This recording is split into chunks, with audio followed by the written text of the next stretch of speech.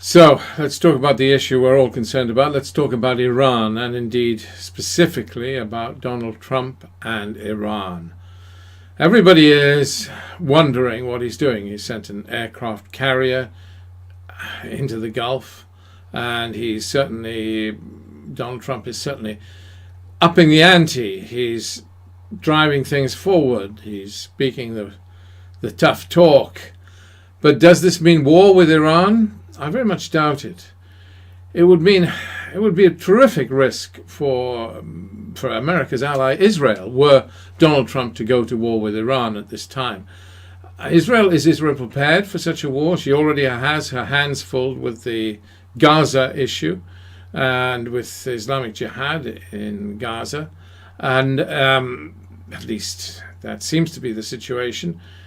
Plus, on top of that, is Israel ready to cope with any attack from Hezbollah in the north? Very doubtful. And is Israel indeed ready to tackle Iran itself? Any retribution from Iran, as Iran has made clear, and very clear indeed, any retribution from Iran for an American attack would be against Israel.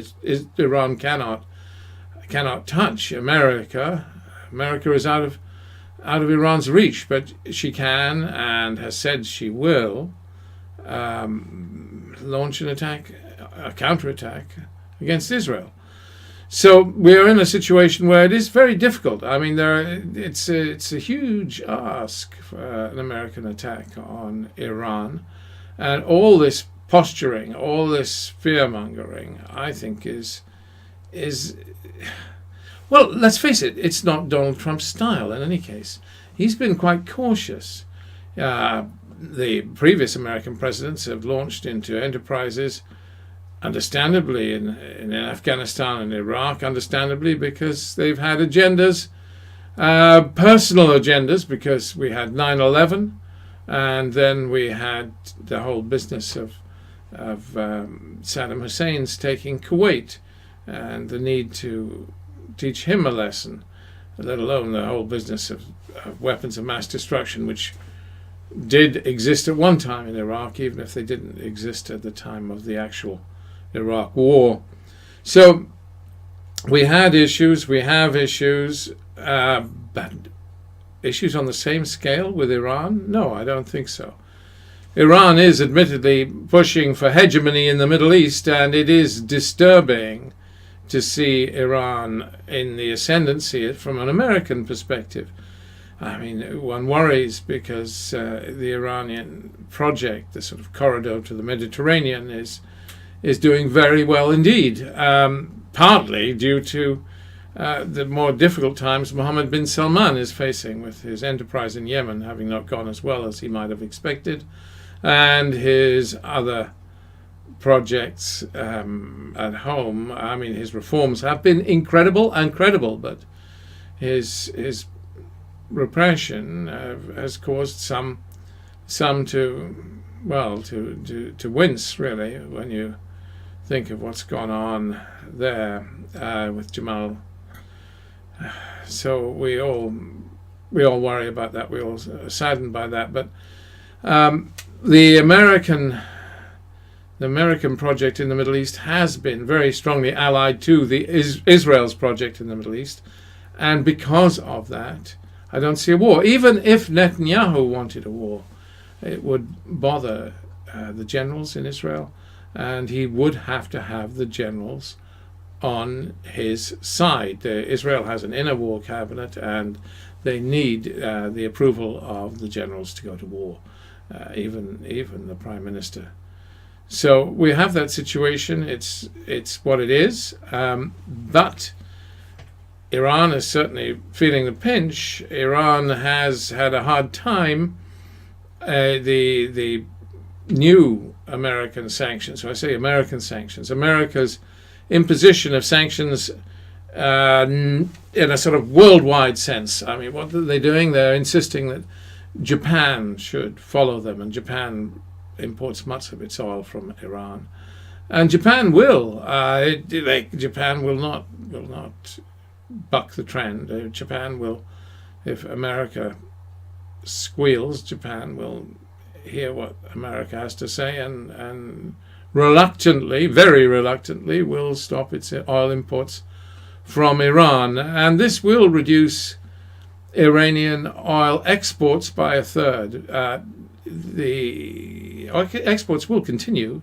I mean, countries like China are not going to cut their imports of oil from Iran, and China is a major importer of oil from Iran. And China, whatever America says, will not do that.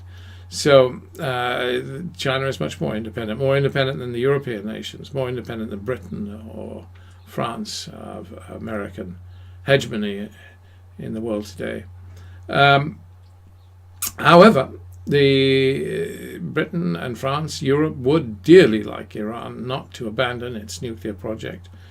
And it is to be hoped that they won't. There is certainly posturing from the Iranian president. Well, he has to watch his back because of the hardliners.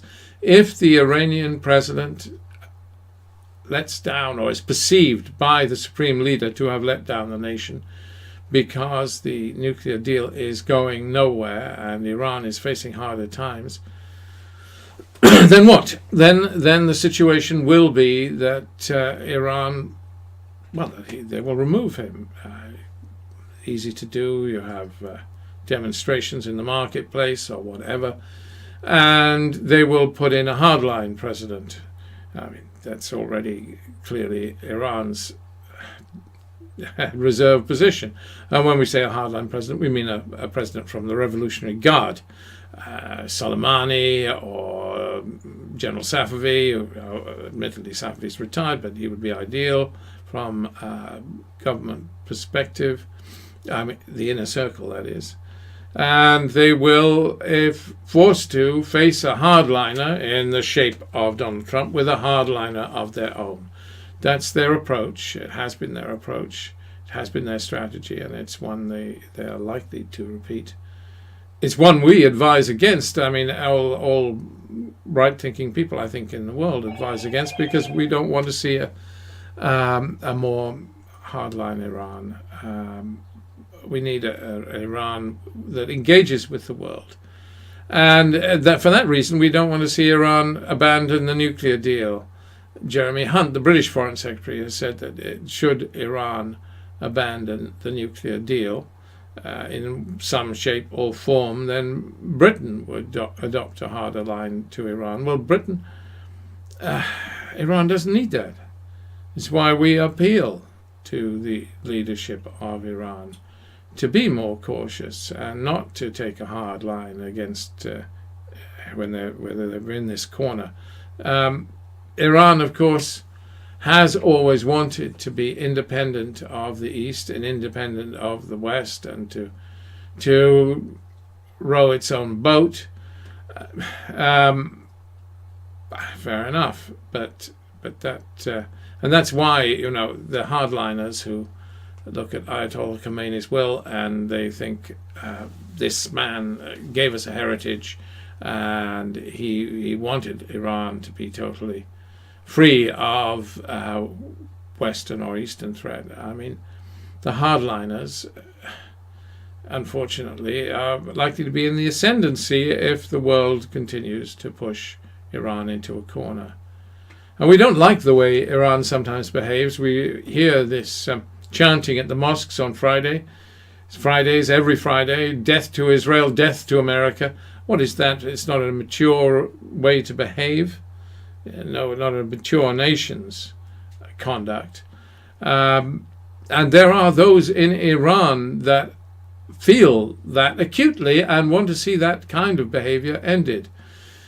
But to bring Iran back truly into the world's more progressive nations. I mean, okay, it's a religious dictatorship. Is it progressive?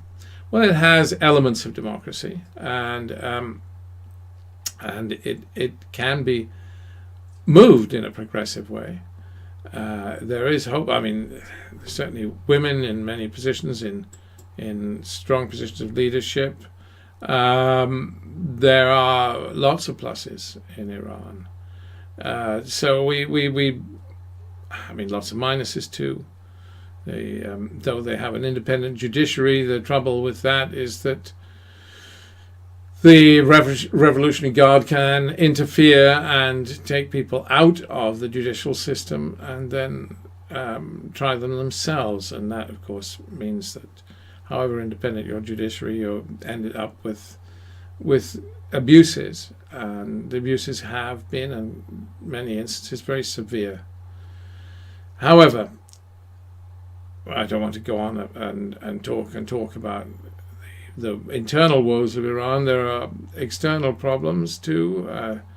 Iran has supported Bashar al-Assad in Syria, but then everybody has interfered in Syria. All the nations of the world have interfered in Syria. Russia, America, of course, Britain, and Saudi Arabia, Turkey, very majorly. One might argue that Turkey has interfered more majorly than Iran has in Syria. So Syria has been a proxy battleground for the world. And I remember one Syrian saying to me, plaintively, that if the world left Syria, then Syria would be at peace within months. And of course, that's so true. Perhaps Syria is settling down now. We'll wait and see. The proof of the pudding, as they say. We have yet to see Syria come back to some state of true calm, but it's progressing in a direction that is leading to some sort of stability. Not everybody's preferred state of stability. Everybody would have liked to see democracy in Syria, but that hasn't happened yet. However, Iran is strong in Syria, strong in Iraq, building its corridor to the Med, and Lebanon is the last piece in the puzzle. We've seen so much trouble in Lebanon; we don't need more of it. Which is one reason I would hope that this all that's happening is just posturing and nothing more, because we do need this more. Well, we need hope. We need a light at the end of the tunnel. There is one. And so, what do we ask? I mean, we ask all reasonable men in leadership to try and build peace and stability, mostly to talk to one another. That's always the key. And America must take a lead. The nations of Europe must take a lead. We need more conversations if we are going to build a stable and more peaceful world. More conversations with Iran, more conversations with each other, and less confrontation. God willing, that's the way things will yet go. Thank you. God bless you.